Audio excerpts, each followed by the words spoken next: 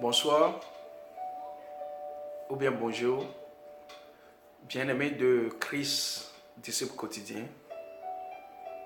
Comment vous allez? Je pense que, et je suis confident que vous allez bien dans la grâce de Dieu. Je vous remercie tous. Comment vous célébrez la saison?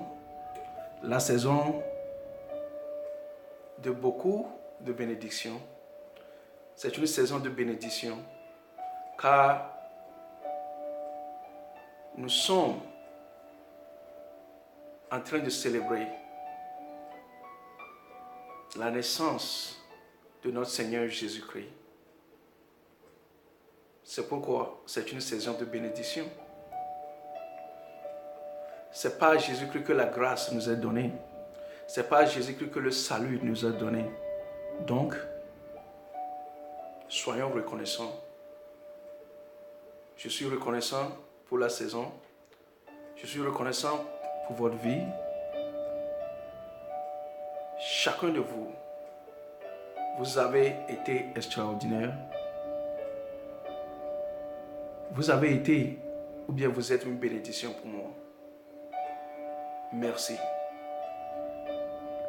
Mais n'oublions pas que le Christ, que Jésus-Christ est la raison de la saison. N'oublions pas que Jésus-Christ doit être le focus de la saison. Amen. Donc je suis ici pour vous dire et pour vous interpeller et pour vous encourager à travers les Écritures. Parce que la Bible nous ordonne, la Bible nous dit que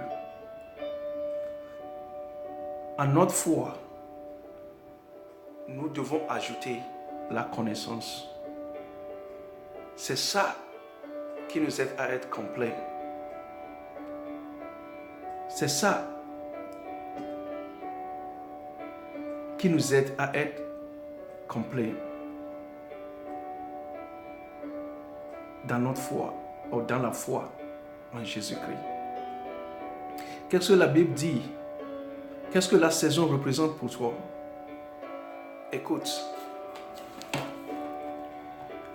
la Bible dit dans Luc 11, je vais lire à partir de verset 43. Malheur à vous, pharisiens, vous aimez les sièges les plus en vue dans les synagogues et vous aimez à recevoir les salutations respectueuses. Non, je lis à partir de 42 plutôt. Malheur à vous, pharisiens, vous donnez à Dieu le 10e des plantes comme le menthe et la rue, ainsi que toutes sortes de légumes. Mais vous négligez la justice et l'amour de Dieu. C'est pourtant là ce qu'il fallait pratiquer sans négliger le reste. Frères et sœurs bien-aimés de Christ, disciples quotidiens, le problème de la dîme a été soulevé aussi. Jésus-Christ n'est pas contre la dîme, mais il a dit que quelque chose comme ça, dans Luc 11, verset 42, quelque chose comme ça, il fallait faire, il fallait continuer à faire. Mais ce qu'il ne faut pas faire, ce qu'on doit ajouter à la dîme, c'est de ne pas négliger la compassion, l'amour de Dieu, la justice. Qu'est-ce que Jésus-Christ est en train de nous transmettre là-bas? Quel message? De ne pas négliger les pauvres, de ne pas négliger les démunis, de ne pas négliger ceux qui sont dans les besoins, ou ceux qui sont dans le besoin dans la société, ceux qui sont vivants parmi nous dans la société et qui sont dans le besoin. Je dis dans les besoins. Frères et sœurs, Jésus-Christ a dit que les pauvres, quant aux pauvres, nous allons les avoir toujours parmi nous, dans notre société. Dans Luc 11, verset 42, il y a certaines choses qu'on peut faire régulièrement. Par exemple, célébrer la naissance de Jésus-Christ, célébrer la Pâque, célébrer la Noël, célébrer la Pentecôte, célébrer ceci. Mais il ne faut pas négliger l'amour de Dieu et la justice. Pour ceux qui sont pauvres dans la société, qui n'en ont pas, qui n'en ont rien à manger, qui n'en ont rien à porter, qui sont dans les prisons. Mes frères et sœurs, ceci il fallait faire, mais il ne fallait pas négliger aussi la justice et l'amour de Dieu. C'est pourquoi, en conclusion, qui est Jésus-Christ pour toi dans cette saison? C'est le message pour nous tous. Pour la raison de la saison, de ne pas négliger ceux qui sont parmi nous et qui sont dans les besoins, dans des gros besoins. Car Jésus-Christ a dit que tant que tu le fais pour eux, mais à chacun d'eux, à chacun de ces petits, tu le fais pour moi. Tu le fais pour moi, Jésus-Christ. C'est le message pour nous, pour la saison.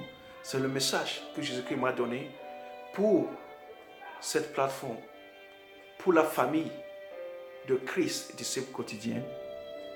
Ne soyons pas selon la Bible des écouteurs de la parole, mais des pratiquants aussi de la parole. Je vous remercie. J'en suis très reconnaissant pour votre vie, pour ce que Dieu, à travers le Saint-Esprit, nous a appris, nous a enseigné, à travers moi, bien à travers vous. Il n'y a rien qui peut remplacer ça dans ma vie. Donc, je vous souhaite joyeux Noël. Je vous souhaite, si je ne viens plus avec la vidéo, une autre vidéo, je vous souhaite une bonne année. Que les portes ouvrent à travers la grâce de Dieu. Qu'il y ait des changements ou bien un énorme changement dans notre vie spirituelle, dans notre vie en ce qui concerne la connaissance de Dieu. Et c'est ça qui va nous rendre complets dans la foi. Merci, je vous remercie. Je vous aime tous. Frère et ministre Raphaël, Chris, disciple quotidien de Chicago. Je vous aime tous. Merci.